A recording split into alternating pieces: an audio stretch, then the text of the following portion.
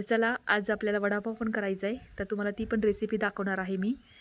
तर चहा घेऊ मस्त गरम गरम ब्लॅक टी। ते तुळस लावायची होती आणि ती तुळस खराब झाली होती, त्याच्यामुळे आम्ही नवीन रोप आणलं। तर चला अगोदर आपण बटाटे क्लीन करून घेतले आहेत। सगळ्यात पहिल्यांदा आपल्याला बटाटे क्लीन करून घ्यायचे आहेत।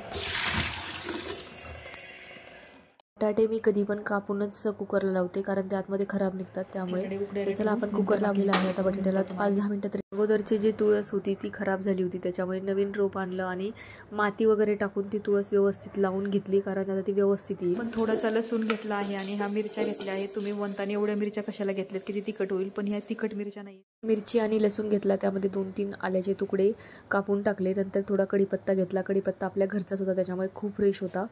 कढीपत्ता आपण मस्त क्लीन करून घेतला। कढीपत्त्याच्या नंतर मी कोथिंबीर कापून घेतली, मिक्सर लावता आणि हे सगळं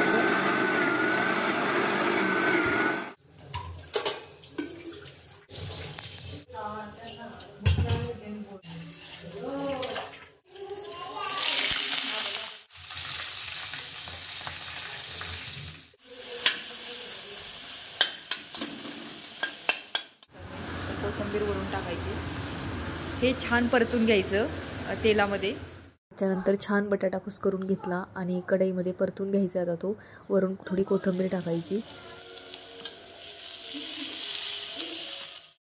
त्यानंतर आपण त्याच्यामध्ये गरजेनुसार थोडंसं मीठ घालून घेतलेलं आहे।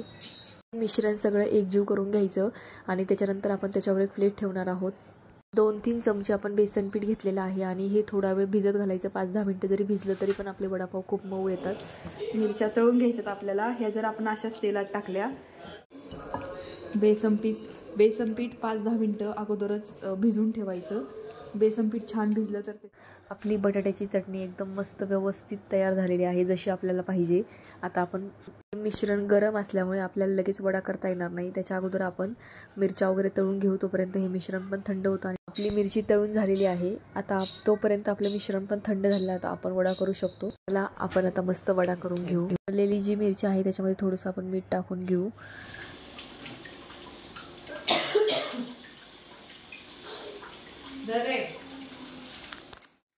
वडे जेव्हा आपण तेलात सोडत असतो तेव्हा गॅस कमी फ्लोवर ठेवा, कारण त्याच्यामुळे वडापाव मस्त होतात।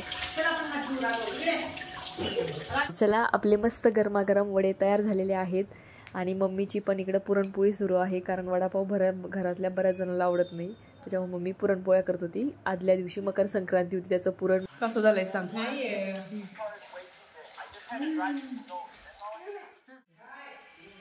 कसं झालंय